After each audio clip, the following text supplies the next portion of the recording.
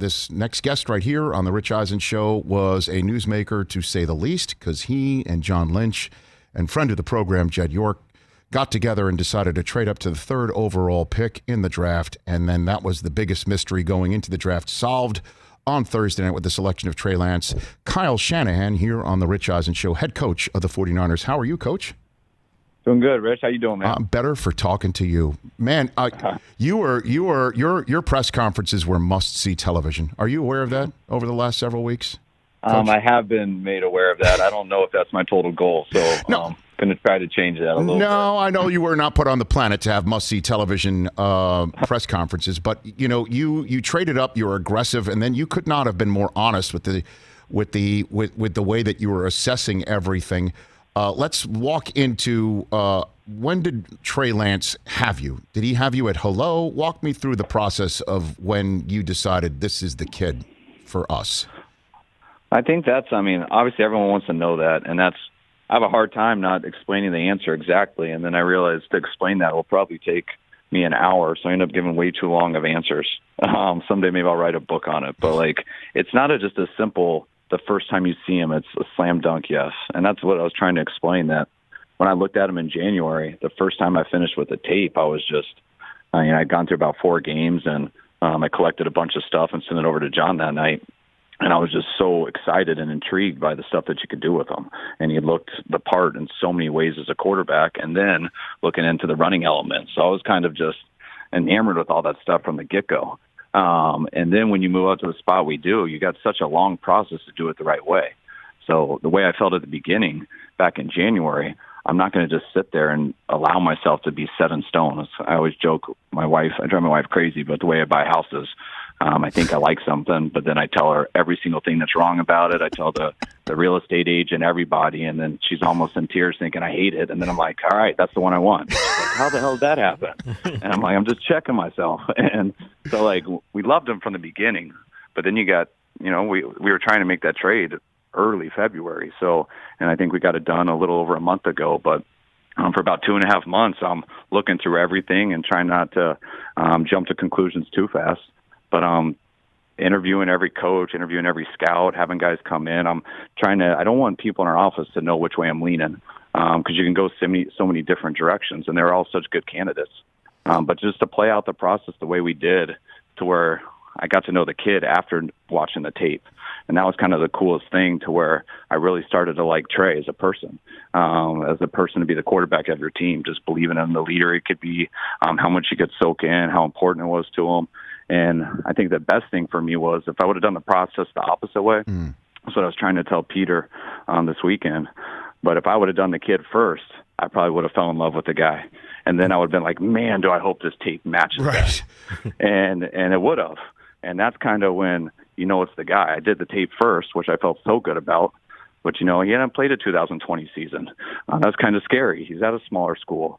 Doesn't have a lot of throws on tape. He's got 300 and something, but that's a lot less than everyone else. So you think of all those reasons that could make you nervous. But the kid made me believe. And you go back to how you felt with what he has put on tape, and then you go with what you believe in the person. And I guess with the accumulation of those two things, by the end, it was a very easy decision. So to put your analogy a little further, Kyle Shanahan, about you, driving your wife crazy about buying a house, I guess trading up, to 3 overall, giving up all those assets is officially putting your house for sale. And then when did you enter escrow with Trey Lance? What were you really grinding tape after that trade up to 3? Yeah, it really doesn't stop. And that's where, it goes to all positions. I've had a receiver, a D lineman, whatever it is, that I'm in love with one night. And then I go watch them a week later and I can't figure out what I liked so much. Or sometimes it's the opposite. You got to keep cross-checking yourself. Sometimes you'll watch a guy who's not that good and you'll turn on a guy next and he's so much better. Sometimes your notes and stuff will inflate that guy a little bit. So you just got to keep going back and forth in that. But the thing that made us so confident is, we got vacation through January. Unfortunately, it means you weren't in the playoffs. So I just went down to a little beach house where I got all my film and I just watched quarterbacks for a month.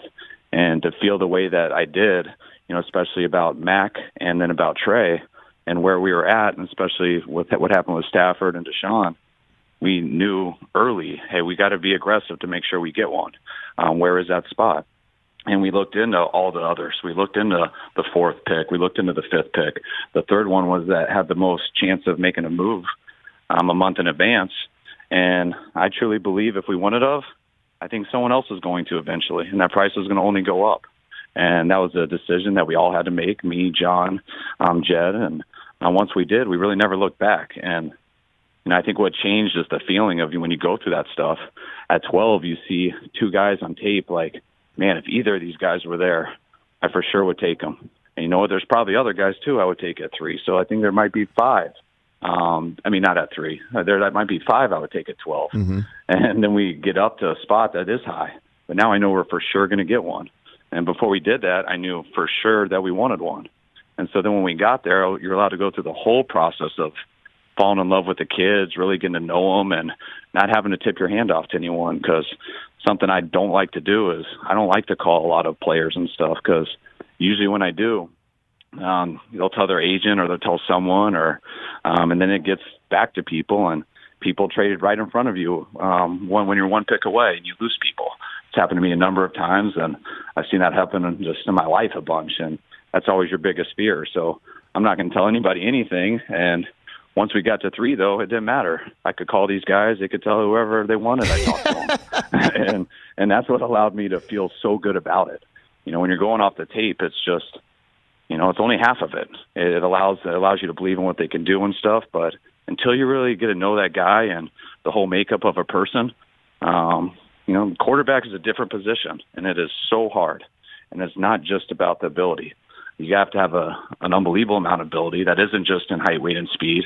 And it isn't also just an IQ.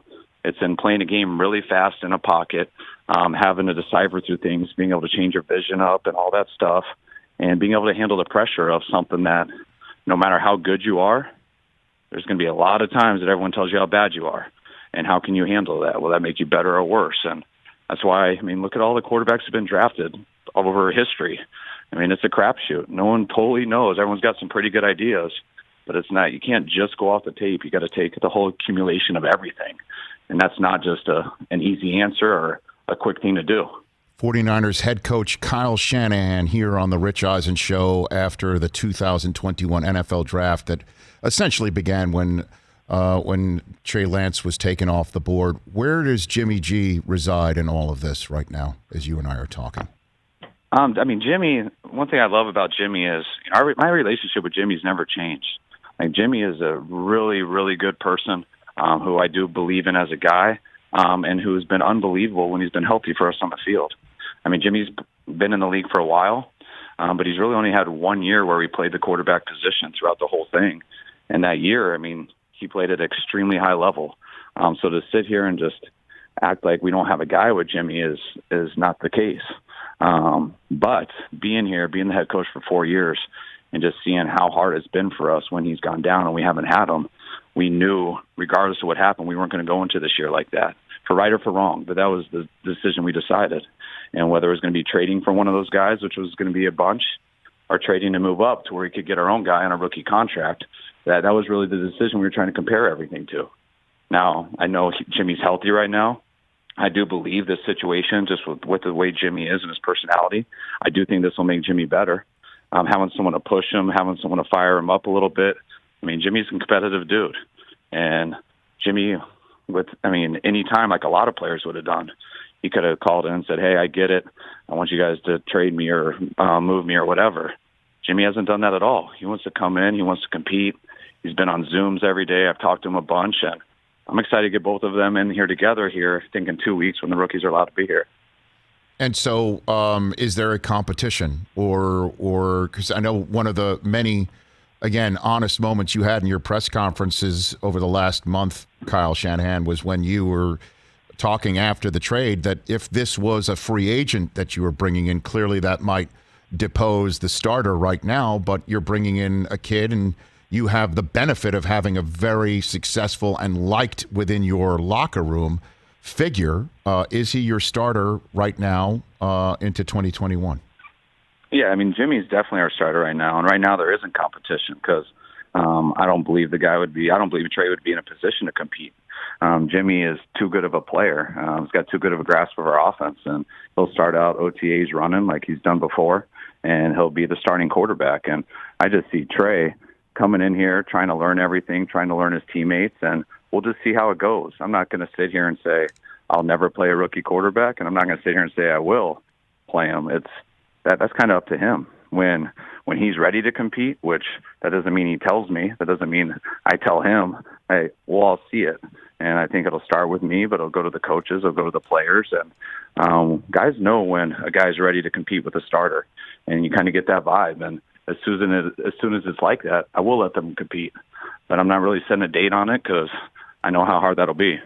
So how much did your dad play a role in you grinding tape and talking and evaluating Lance? You know, word is, and I know that there was lots of word, as you heard, Mac Jones was the initial thought amongst the major media outlets to be your choice. How much was your dad involved in all of this?